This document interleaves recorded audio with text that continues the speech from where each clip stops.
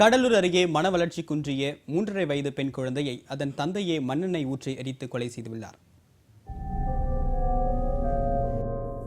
கடலூர் மாவட்டம் திருநாரையூரைச் சேர்ந்த ஆறுமுகம் நதியா தம்பதிக்கு அருணா என்ற 5 வயது மகளும் மன வளர்ச்சி குன்றிய அனுஸ்ரீ என்ற 3.5 வயது மகளும் இருந்தனர். ஆறுமுகம் திருப்பூரில் கொத்தனார் வேலை செய்து வந்துள்ளார்.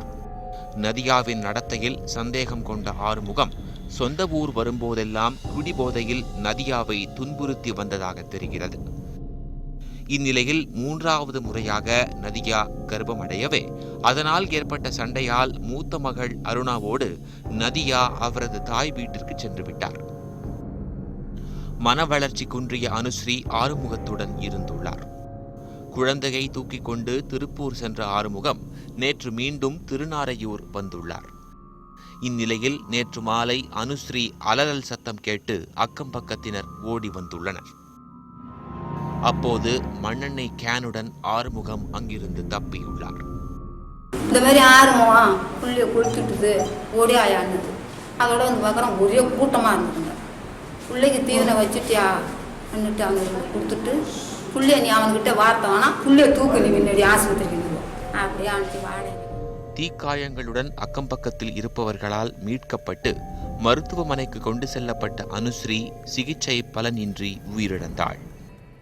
திருநாரையூரில் மறைந்திருந்த ஆறுமுகத்தை கைது செய்து போலீசார் விசாரணை மேற்கொண்டு வருகின்றனர். மாமியா மாமனார் எல்லாரும் இருந்தாங்க. இவங்க இருப்பாங்க பார்த்துப்பாங்கன்ட்டு ஒரு துணிச்சல நான் வந்தேன். அவங்க விட்டுட்டு திருப்பூர் போயிட்டாங்களாட்டுக்கு. திருப்பூர் போயிட்டு இன்னைக்கு தான் வந்திருப்பாங்களாட்டுக்கு. வந்து இது மாதிரி பண்ணி வச்சுட்டாங்க. பிள்ளை என்ன செஞ்சாங்க? மண்ணெண்ணெய் ஊற்றி கொளுத்தி விட்டுட்டு வாசல்லே உட்காந்துருக்கானாட்டுக்கு. வாசல்லே உட்காந்தாங்கன்னு போலீஸ்.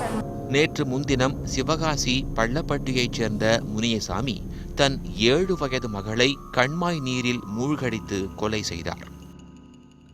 8 வயது மகன் அசோக் முனியசாமியின் கையை கடித்துவிட்டு அங்கிருந்து ஓடியதால் உயிர் தப்பினார்.